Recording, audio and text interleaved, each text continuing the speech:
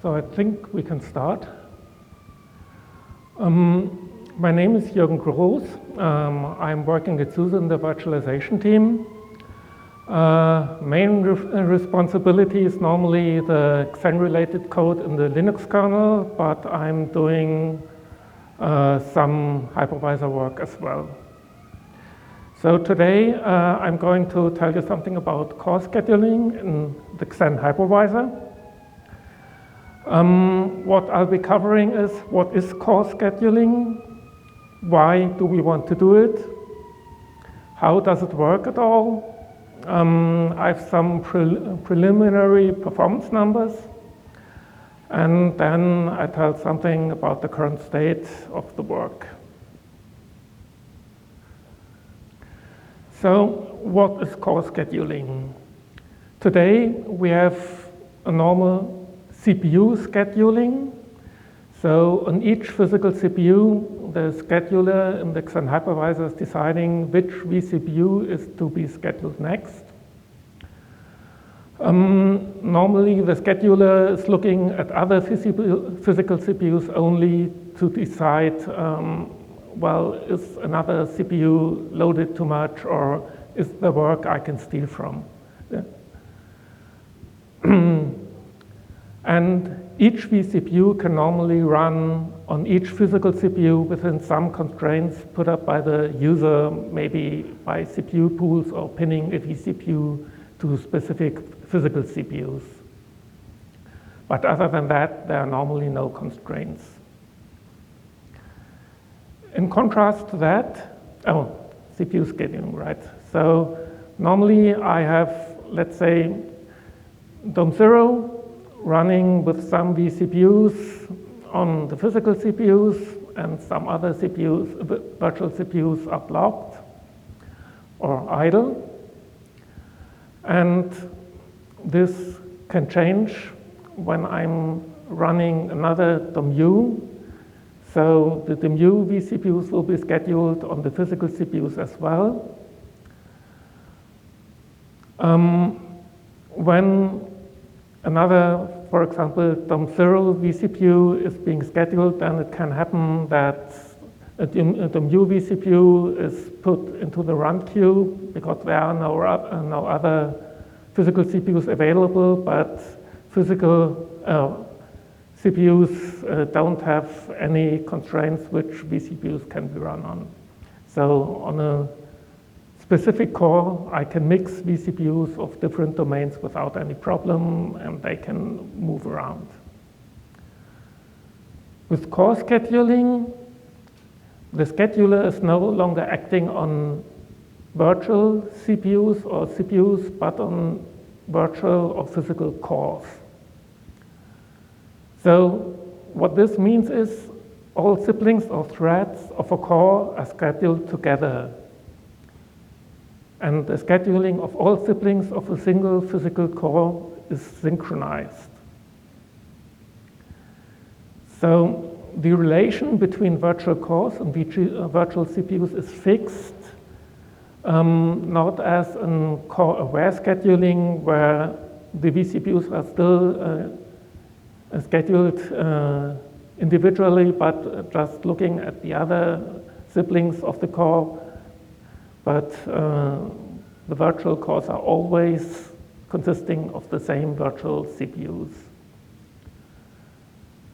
And pinning and CPU pools are affecting cores, no longer CPUs. So when I'm pinning a virtual CPU to a specific physical CPU, this will affect all virtual CPUs of the same virtual core. So going to the picture again, I'm now scheduling virtual cores on physical cores, so the virtual CPUs of the same virtual core are always kept together, even if one of them is idle, like here in this picture, virtual CPU 4 is still on the virtual core 1, in spite of being idle. And only if all siblings of a virtual core are idle, then the virtual core itself is regarded as being idle. So when I'm now running the virtual cores of the mu, even if I have idle virtual CPUs,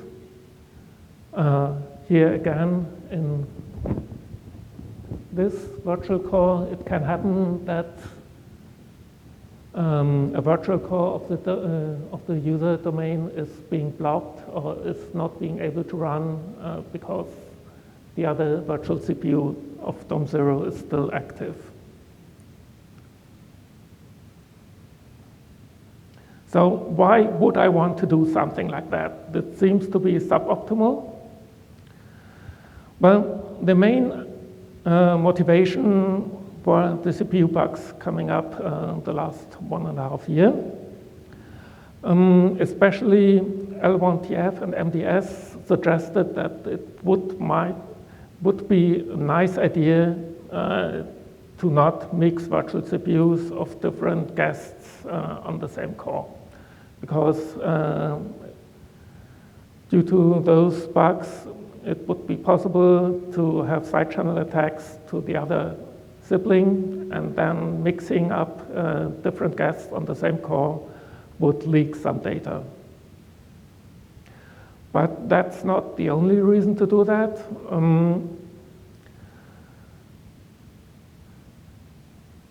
I will come to that later, sorry. So core scheduling prohibits cross-domain side channel attacks.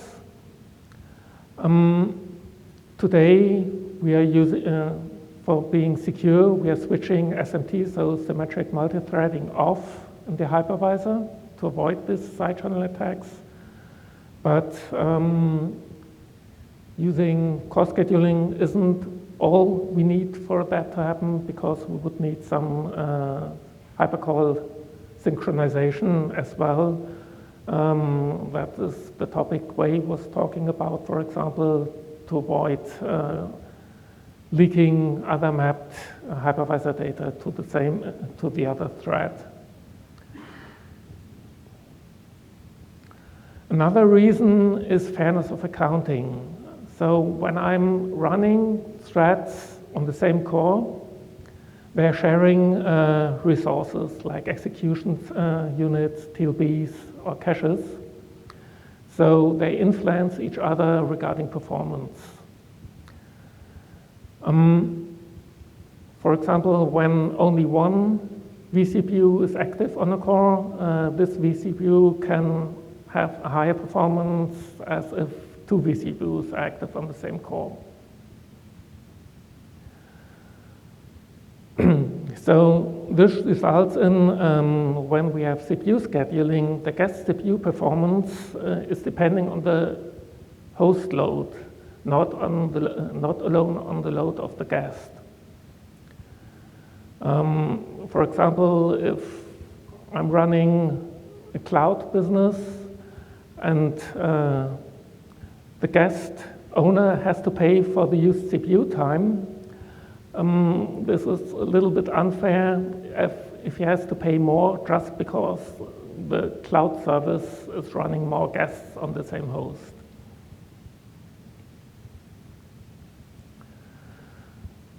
Another thing are guest side optimizations.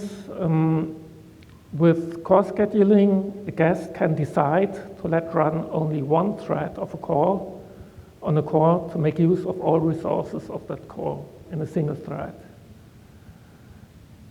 And if the guest has some optimized scheduling, it might be able to use shared resources on several threads when running those threads on the same core. This is not possible when I have only CPU scheduling, because the guest will see always different setups between the vCPUs. And again, the guest might want to mitigate against CPU bugs via core-aware scheduling, which is, of course, only possible if the guest vCPUs are scheduled in a consistent manner, so via core scheduling in the hypervisor. So how does this all work? The main idea is to decouple scheduling from CPUs. So instead of scheduling vCPUs, I'm now scheduling SCHED units, just another name. And I'm not scheduling the SCHED units on physical CPUs, but on SCHED resources. So the scheduler is no longer seeing vCPUs, but only things to schedule on physical resources. The decisions for doing the scheduling should be more or less the same as before, but maybe the scheduler is just seeing less units to schedule on less resources. This, of course, needs rather many changes in the hypervisor scheduling code, but most of those changes are rather mechanical, just renamings and a little bit different structures, but the real code isn't changed that much in regards of all the decisions. The central scheduler.c source file is acting as an abstraction layer for the rest of the hypervisor. So the other hypervisor code dealing with vCPUs doesn't have to change, or only a little bit. Due to those abstractions, it is interesting that I can not only use a core for a scheduling resource, but a socket as well. I've done that in my pet series implementing core scheduling. So it is, in fact, possible to use socket scheduling as well.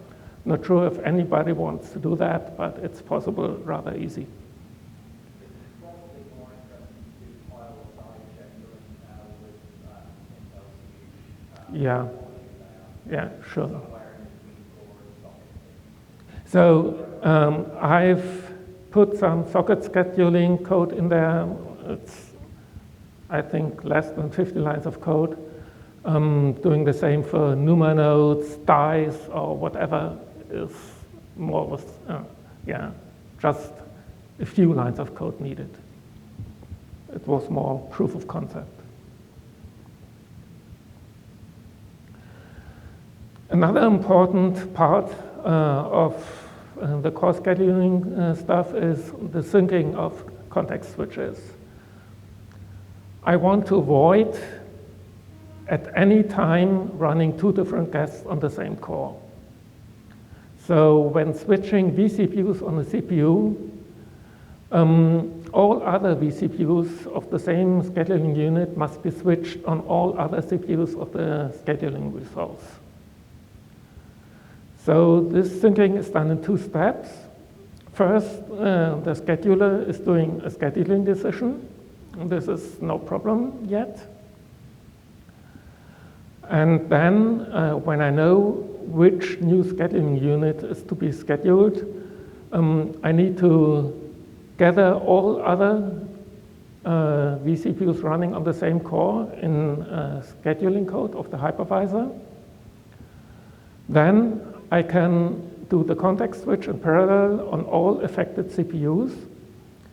And after that, the CPUs have to rendezvous again before they can proceed, to be sure that only ever the same guest is running on one core.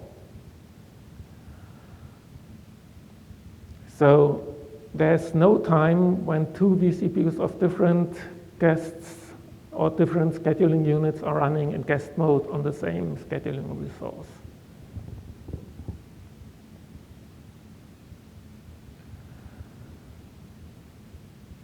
So what happens in detail is I have a schedule event on one CPU, take the schedule log as today, call the scheduler, credit to whatever, for selecting the next schedule unit to run.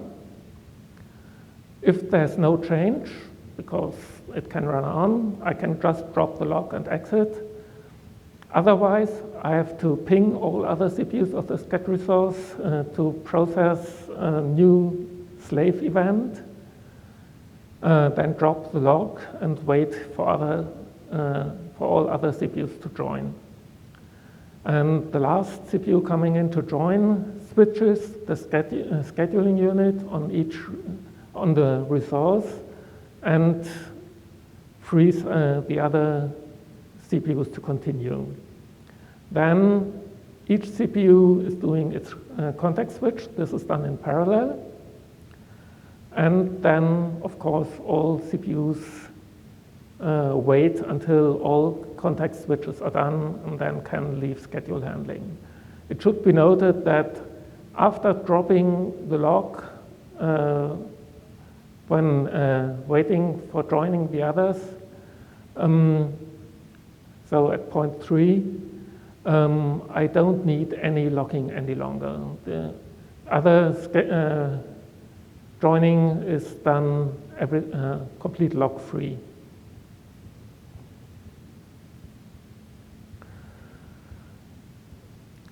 Another point is that a guest vCPU becoming idle will still result in the idle vCPU to be scheduled. This was a change Andrew requested, and it wasn't the worst change, I think.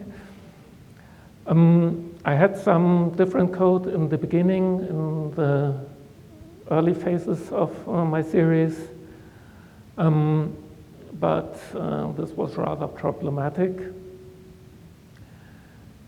So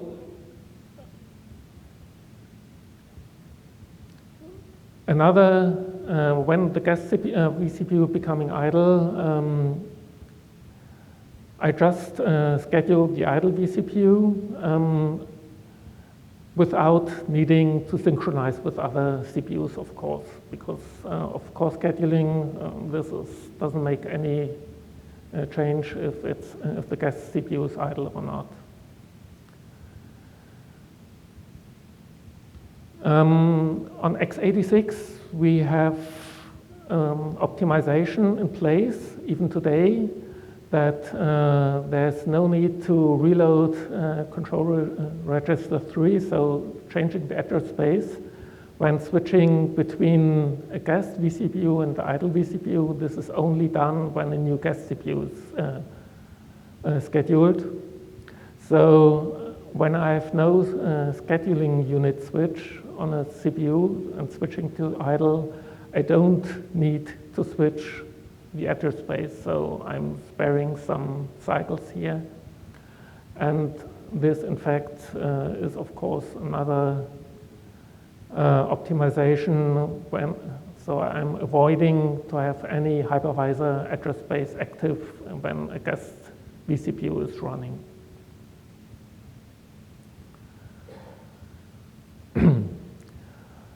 I've made the design decision to not run any tasklets or live patching, do any live patching when an idle vCPU is running in a guest scheduling unit, to avoid poisoning the caches with any other hypervisor data. Especially tasklets are used here and there for performing guest-related actions. For example, continue a hypercall on another physical CPU is done in a tasklet. So I don't want to have that active on a core which is running another guest vCPU.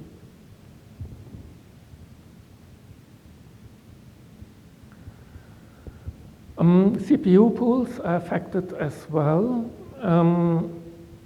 Of course, having a core where the two CPUs are active in different CPU pools is doesn't make very much sense, because then I couldn't ever schedule anything on those. So I can only move complete scheduling resources from or to CPU pools.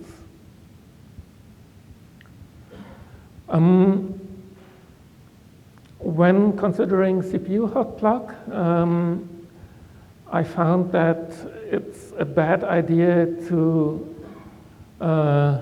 manage CPUs not in any CPU pool in scheduling units again, because then it would be impossible to offline a single CPU. So CPUs not in any CPU pool are handled individually, which on the other hand lays nice groundwork for being able to support CPU pools with different scheduling granularity in the future.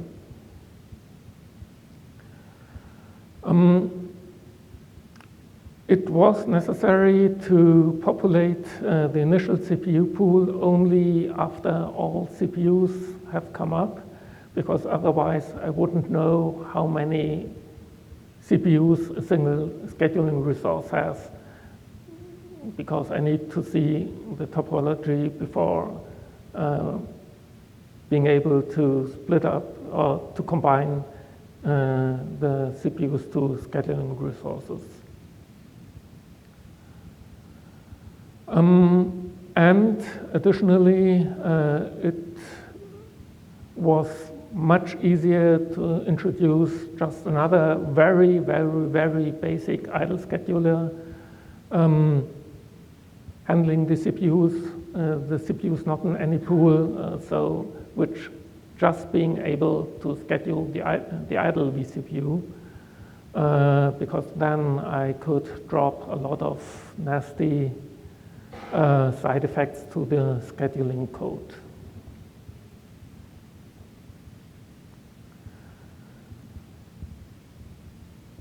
So CPU hot plug had to be modified a little bit as well.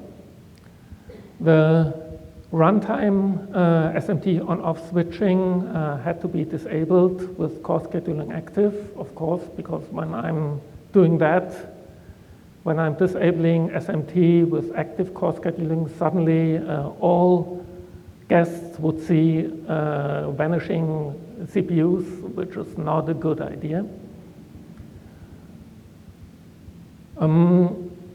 Before this series, offlining a CPU was only possible with the CPU being in CPU pool 0, so assigned to CPU pool. This had to be dropped, of course, because I can offline single CPUs, but only move complete scheduling resources from the CPU pool. And the same for onlining. Onlining a CPU will add it only to CPU pool 0 in case the complete scheduling resource is online. So when I have a normal standard configured system with all CPUs in CPU pool 0, when I'm offlining the CPU, I will first need to move the virtual core or the physical core out of CPU pool 0, and then can offline the single CPU. And then I will have one unused CPU, which I can offline as well, or when I'm onlining the CPU again, I can put it to CPU pool 0 again.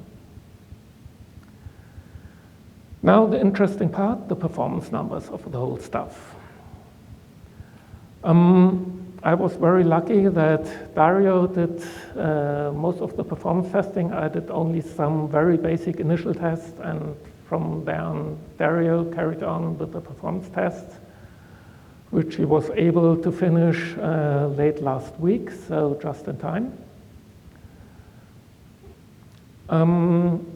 He tested basically on a 4-core system with hyperthreading, so 8 CPUs. Dom 0 was always running with 8 vCPUs. Of course, when running hyperthreading off, it had only 4 vCPUs. He tested with HVM DOMUs with 4 or 8 vCPUs.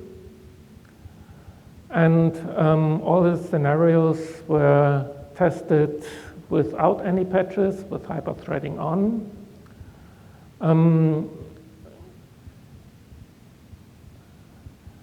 As the initial numbers, and then he did some tests with without the patches, hyperthreading switched off. Then with the patches, with a normal scheduling granularity CPU, so as today, with hyperthreading on and off, and then the scheduling granularity core. So basically, we have 5 sets of data, where the initial data is the basic, so I've only 4 comparisons for each test. He did run several benchmarks, a stream benchmark, which is a memory benchmark running 4 tasks in parallel, kern bench, which is doing kernel build with 2, 4, 8, or 16 threads. Hack bench is communication of multiple threads via pipes. The machine always saturated. Mutilate is a load generator for memcached. He did some netperf tests, TCP, UDP, Unix socket tests, 2 communicating tasks. And PGIO-perf is a Postgres micro benchmark. So those numbers are very strange sometimes, so don't take them with only a grain of salt, but take a whole pound of salt for them.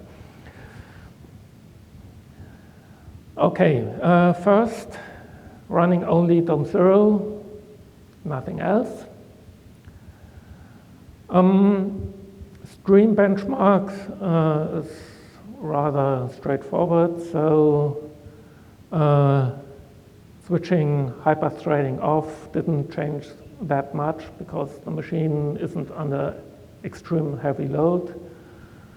Putting the patches in place, interesting enough, the patches always produce better performance with hyperthreading on.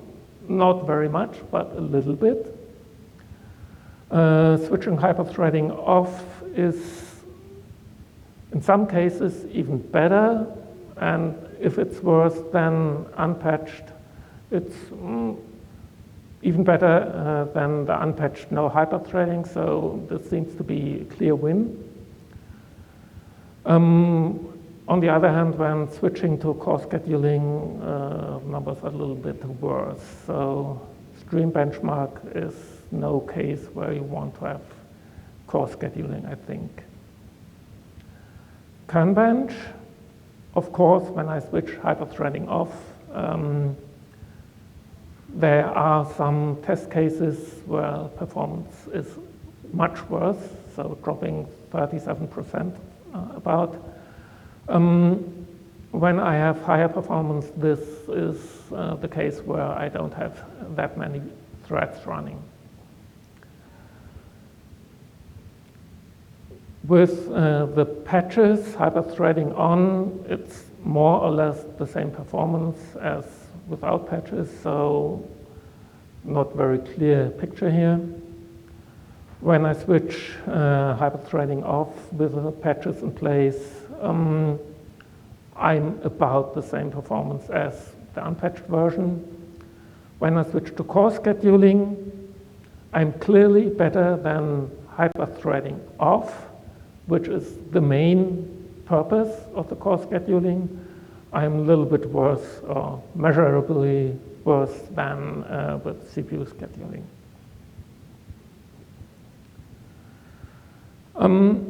Hackbench is small, is a similar picture, little bit higher numbers. So hyperthreading off can cost me about 67%. That's quite high. With the patches in place, I have sometimes even higher performance gain, but in other cases, more performance loss, so it's more or less the same. With hyperthreading off, it's very comparable to the unpatched version, maybe a little bit better. And with core scheduling, it's even, I would say, Hackbench. Why not with core scheduling? Mutilate is, well, hyperthreading off is mixed bag, so between -20 plus 10%. The patches in place cost a little bit performance, but not too much. Again, with the patches in place and hyperthreading off, it's a little bit better than without the patches. And core scheduling is, well, I'd say mostly better than with hyperthreading off, but not always. NetPerf is, again, well, not that bad with the patches, I would say. But with core scheduling, I can lose lots of performance. And I can understand that because NetPerf is using lots of ping pong between virtual CPUs. And here, I guess, the larger overhead between scheduling, when scheduling virtual cores is really observable. And PGIO perf is, well, yes, more or less okay, I'd say. The performance loss with -12.5% with the patches is not too good, of course, but as I said, the PGIO perf is very strange in some. We will see that later. It's absolutely ridiculous in parts.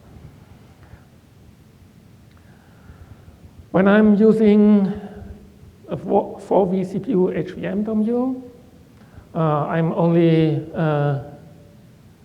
saying some, so I'm not discussing all numbers here. What is interesting is the really seeable performance loss with core scheduling active. But that's easy understandable if you look at the normal Xen scheduling policy. When I have mostly only 4 vCPUs active and CPU scheduling, the Credit 2 scheduler will try to spread the active vCPUs over all cores. So leaving one thread of each core idle, and the other core will run the vCPU. When I have a 4 vCPU Domo and core scheduling active, of course, always 2 vCPUs are bundled into a virtual core. So now I'm running only on 2 cores. And this is the reason why the core scheduling in this case is much worse from the performance, because I'm on a machine not completely filled, so not completely under load, so I won't use all the cores any longer. But PGIO perf is again acting strangely, completely. So that's the only benchmark winning from that situation. I have no idea why it does so.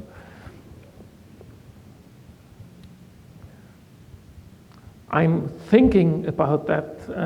Maybe there's something wrong in the automatic data reduction, so it's maybe thinking that large numbers are bad or good, and it's the other way around in reality. I don't know. So when running HVM Domo with 8 vCPUs, you can see that in many cases, core scheduling is much better than before with the 4 vCPU case. So I'm not losing that much performance. Especially, you can look at the Hackbench, for example. I'm more or less on the same performance numbers again as with CPU scheduling. And here, yeah, okay, PGIO perf is doing strange things again.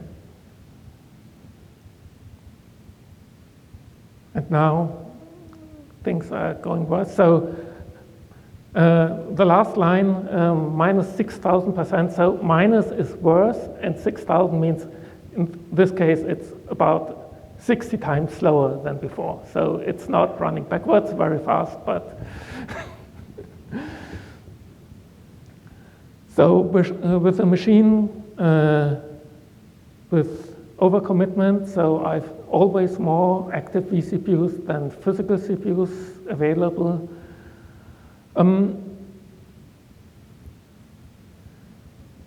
So with core scheduling in the stream benchmark, I'm clearly better than the hyperthreading off with no patches again. Kernbench isn't doing too bad, I would say. PGIO perf is doing nasty things again, okay, but of course, I've very many performance numbers here. In fact, those were much more, so Dario will post the complete performance data, I think, tomorrow morning. So he will post all the numbers to Xenderville mailing list.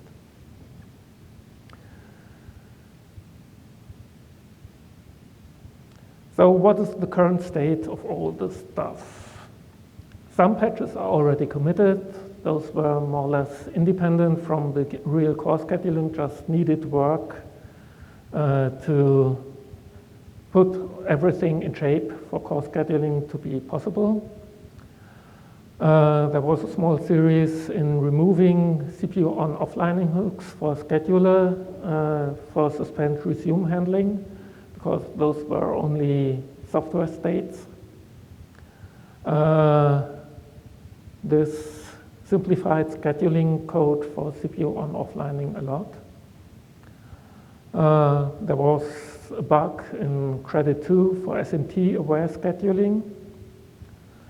I added some inline wrappers for calling the per scheduler functions from schedule.c, making things a little bit clearer. And some mandatory per scheduler functions are now tested when booting the system instead of asserts in the respective places. And I did an interface change in a special per scheduler function to avoid code duplication. The main series is in review now. This is still consisting of 57 patches within rather large changelog, so 40 files are affected with several thousand lines changed. Unfortunately, the maintainer load seems to be quite high, so only a rather small part has been reviewed up to now. Thanks for the reviewers. But I'm waiting for more comments. And all comments on the RFC series have been addressed up to now. I'm working now on the comments I've seen so far and waiting for more to come.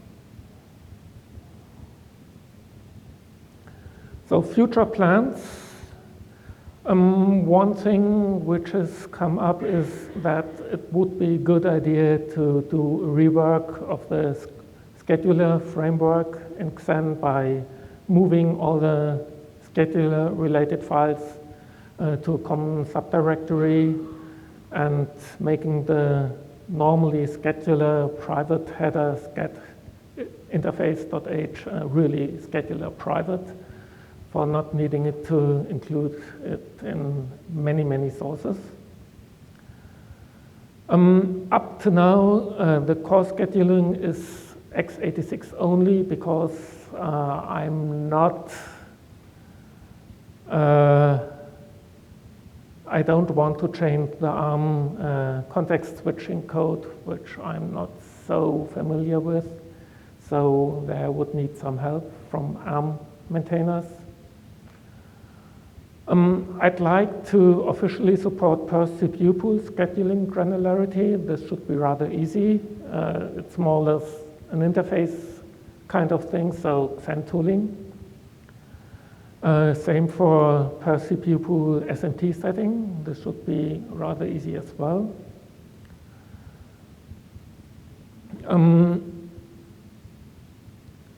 A little bit more work would be saying topology reporting to the guests, which is a pending work waiting for the CPU ID and MSR framework Andrew is working on for many years now. And every time he wanted to do something, a new CPU bug is was coming up, I think. Yeah, so more or less. So yeah, but I think with core scheduling, the topology reported to guests is a little bit better than before, because today, especially PV guests are seeing the thread and core information. They just happen to run on when they query it. So now with core scheduling active, they will see correct thread information because virtual threads are always running on the correct physical thread. That's a little bit better than before. So it's whichever thread the Domo, the main builder, Domo 0 comes run on some CPU policy. Yeah, but that's the same. With core scheduling active, it will run each virtual CPU. Virtual CPUs will always run on odd threads. What happens, both threads will get the same information. It happens to be wherever, whichever thread the main builder happens to run on. In this way, so the main thread. The information is very focused. Yeah, okay. And another thing, so as I said, this is the groundwork for mitigation of current CPU problems, because now with core scheduling active, I'm giving the guest the guarantee that it will always have a sibling running on the same core where he can use side channel attacks. So we would need hypercall syncing between threads for full L1TF or MDS mitigation, which probably kills performance. But on the other hand, maybe in future we will have CPUs without L1TF and MDS, and another side channel will open up on those CPUs. There, core scheduling could be a good idea. And that's basically all. Any questions?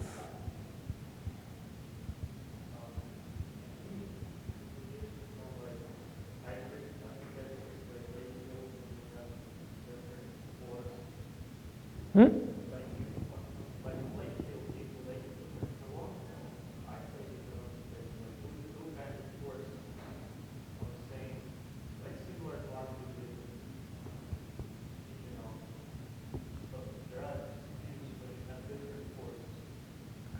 So asymmetric cores, more or less. So big and little or something like that. Yeah, yeah.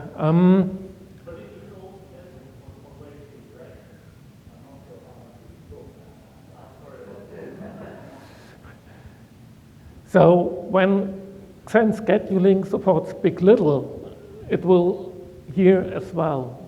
So it's something the scheduler should look at when scheduling vCPUs, so it should look at the same when scheduling vCores, right? That's no difference in this regard.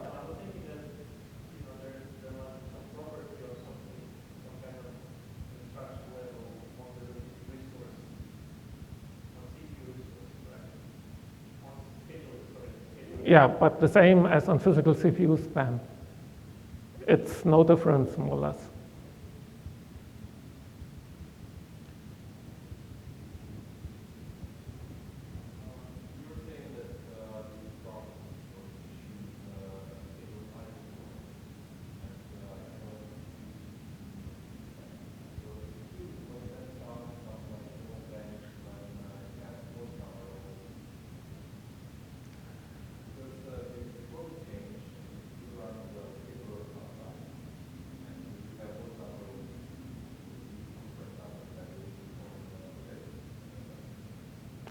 Oh, you mean if a guest has an odd number of vCPUs?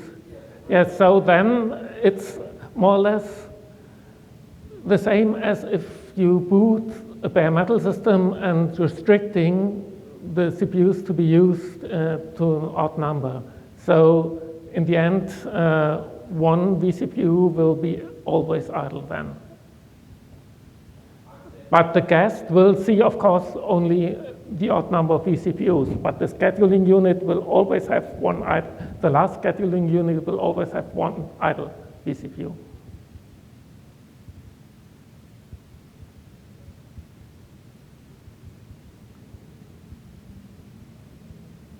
Yeah, yeah.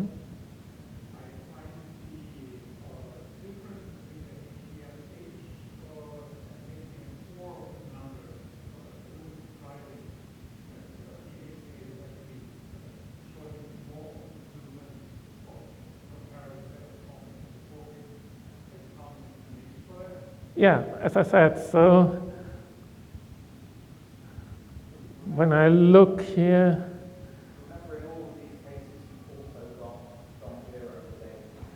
so when I look here in a picture like that, with CPU scheduling, the Extend scheduler will have one vCPU here, one here, one here, one here, because it can spread the vCPUs as it likes to the cores, and it does that. And with core scheduling, I will have them, of course, grouped together. It can't rip them apart. So I will only use two cores in this case.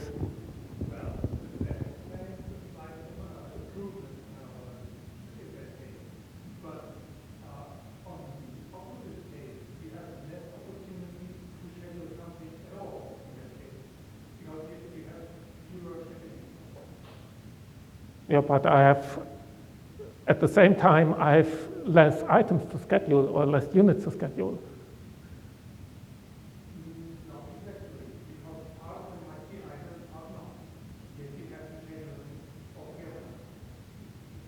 So when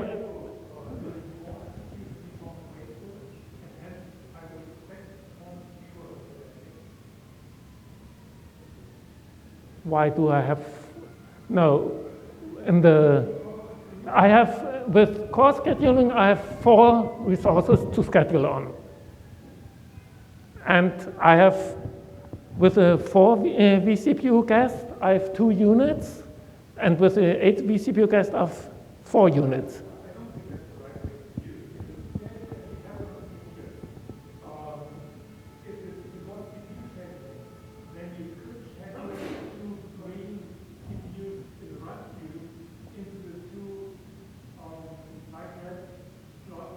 Yeah.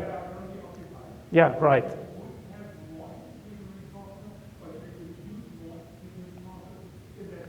Yeah, right. But the main, this is just a picture, the main performance, the normal run, DOM0 isn't so important. So the main performance data is gathered from DOMU running. DOM0 is running at 2, 3, or 4% of the time. So in most cases, I have only DOMU vCPUs running on the system. And looking at that, then the CPU scheduling, I will use all cores, and with core scheduling, I will use only 2 cores. And that's the reason why the 4 vCPU case is so much worse with core scheduling, because the system is only under 50% load. As soon as I would have 2 4 vCPU guests, it would be fine again. Okay. It does raise the question, this is very definitely in the future work, not current work, of when we get into a situation like that where we are underutilized on resource level, we could, in principle, split the vCPUs per core and per thread. So in this example here, we just have DOM0 using 0 vCPUs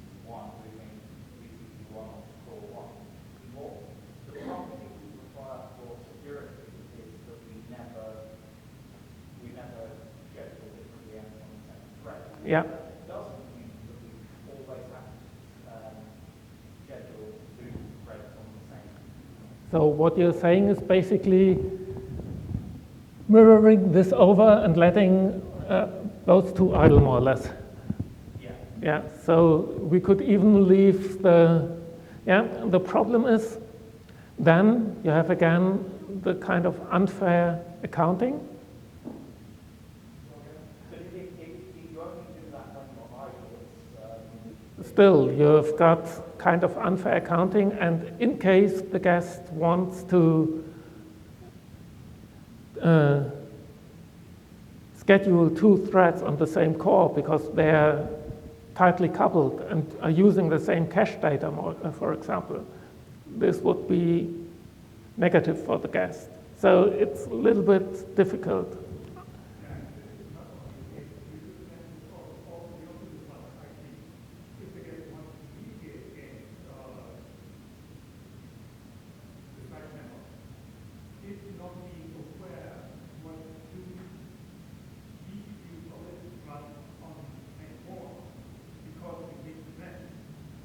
well, you don't mix and match the items. Nothing else is the same. Yeah. You don't want to just mix and match half of the CPUs. That doesn't make sense at all. In the case that you have either resource, moving them out as though you've got one CPU on each core as opposed to one CPU on each thread is probably better overall.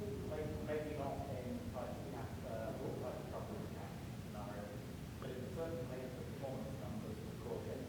So yeah, it's a little bit, it's really difficult. On the other hand, you would have power savings when you concentrate on a core, right?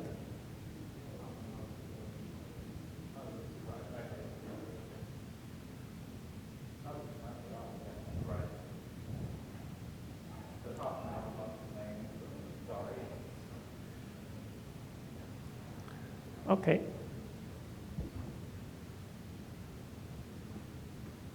Thanks.